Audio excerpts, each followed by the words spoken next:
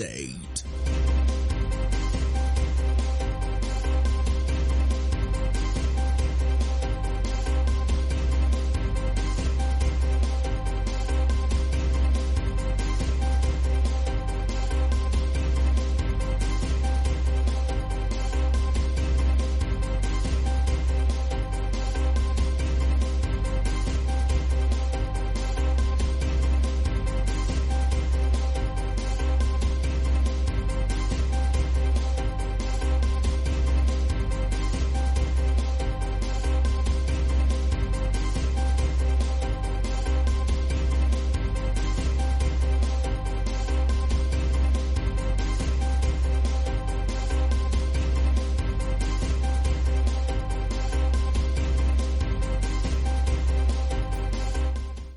A very good evening to you. Welcome to Carnival News Update. I am Elizabeth Tessie Okemukoko.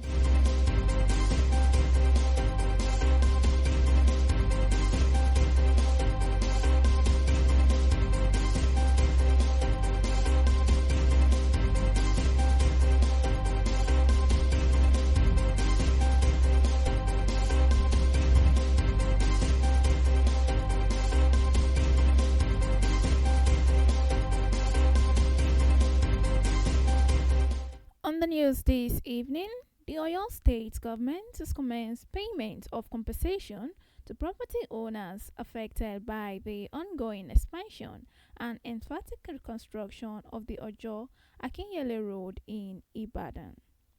The government stated that the exercise was part of the effort to balance infrastructure development with fairness to residents impacted by the project.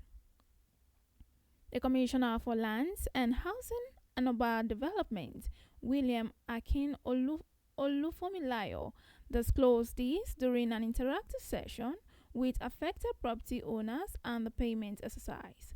A statement issued today, Wednesday, by the Commissioner for Information and Orientation, Dotun Oyelade, stated that the compensation process followed government approval to ensure that no resident is unfairly treated in the course of development projects.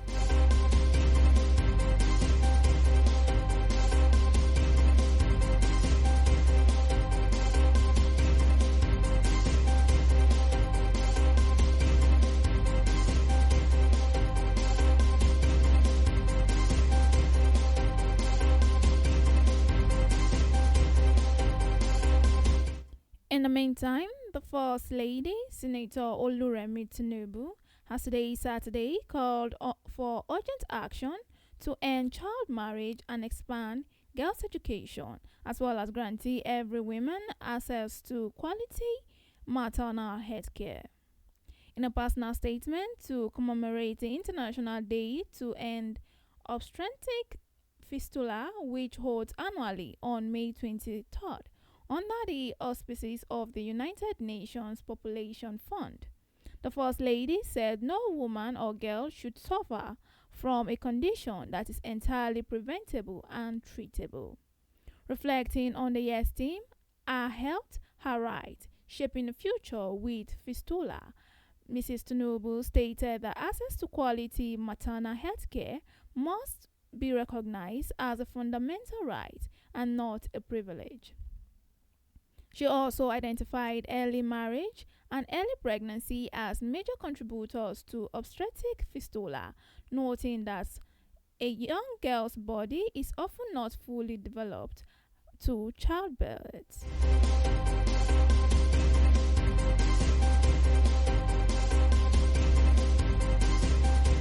On security matters, the Ondo State Police Command has stated that it has rescued 12 persons adopted by kidnappers in Ishua Akoko headquarters of Akoko Southeast local government area. The command spokesperson, DSP Abayomi Jimo, disclosed this in a statement today, Saturday, noting that the victims were kidnapped in the early hours of Saturday after two commercial buses traveling from Benue State to Ibadan were intercepted by armed men. The police spokesperson noted that the rescued victims had been taken to the hospital for medical attention and support, and noted that efforts were ongoing to rescue the remaining victims and arrest those responsible for the attack.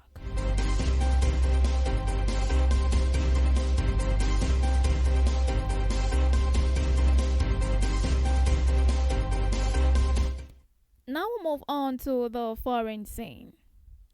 The United States mediator, Pakistan, has stated today, Saturday, that progress has been made in talks on ending the almost 3 month war. Tehran is focused on finalizing the memorandum of understanding. This is according to Iran's foreign minister after Iran's top negotiator Mohammed Bakr Khalifa and foreign minister Abbas met Hashim Munir, Pakistan army chief. Munir also met President Massoud before leaving Tehran, as the Iranian state media reported that the Pakistan army stated that negotiations over the previous 24 hours had resulted in encouraging progress towards a final understanding.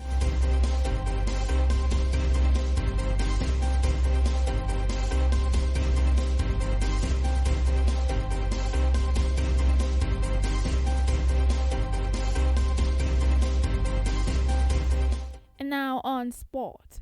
13 players are currently in the Super Eagles camp in London ahead of the 2026 Unity Cup. Head coach Eric Chelle disclosed this as he led 8 local players and backroom staff to London for the Invitational Tournament on Friday.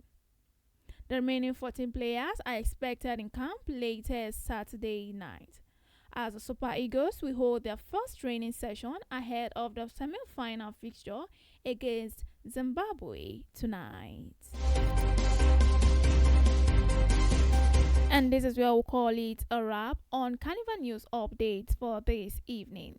Thank you very much for staying tuned and for listening. Do not forget that you can always check out our app on the iOS and Google Play Store, and also for timely updates at our website on www.carnivalmedia.ng. Once again, I am Elizabeth Tessie Okemukoko.